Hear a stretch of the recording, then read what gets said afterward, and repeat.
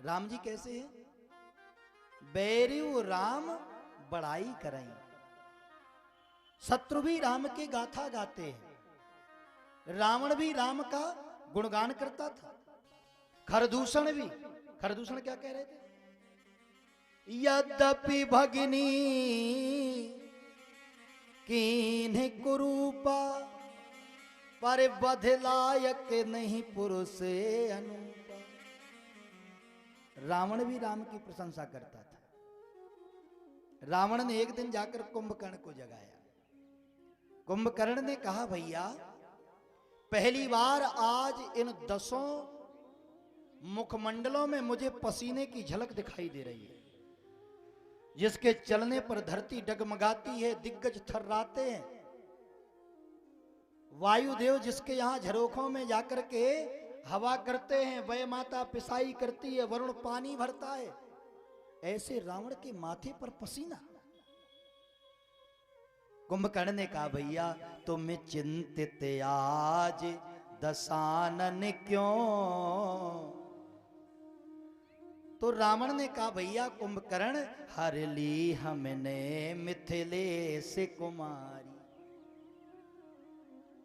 कुंभकर्ण ने कहा, आपने जगत जननी सीता को चुरा लिया? बोले हाँ। बोले कैसे चुराया? चुराने के बाद तुमने सीता पर अपना अधिकार भी जमा लिया क्या? अधिकार किया तुमने उन पर। रावण बोला, लखती ही नहीं वह और हमार। वो परम पतिव्रता नारी है सीता, मेरी तरफ देखती भी नहीं है। तृणधर ओट कहत वह दे। तिनका क्यों दिखा रही थी? क्योंकि मैं पृथ्वी की पुत्री हूं, और हे तृण तुम पृथ्वी के पुत्र हो, तुम्हारा मेरा भाई का नाता है। जब कभी बहन की आबरू पे संकट आए तो भाई चाहे तिनके जैसा हो, अगर सीधा खड़ा हो जाएगा तो दुनिया की ताकत नहीं कि किसी तरह के अपशब्दों का प्रयोग हो जाए।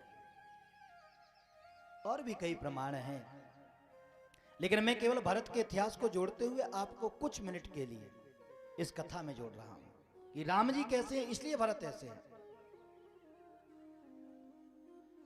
रावण से कुंभकर्ण ने कहा कि तुमने सीता को चुराया कैसे? बोले हम बाबा बन गए। अच्छा, अधिकार किया तुमने उन पर। बोले लखती ही नहीं वह और हमारी। कुंभकर्ण बोला, जब तुम बाबा बन सकते तो राम नहीं बन सकते? तुम राघव ही न बने फिर क्यों? तो रावण बोला, इसमें डर लागत हमको भारी। बोले राम बनने में तुम्हें डर लग रहा है? बोले हाँ। बोले राम का रूप लगा धरने, तो मां के समान लगे हर नारी। जब मैं राम बनने की सोचता हूं तो मेरे भाव ही बदल जाते हैं।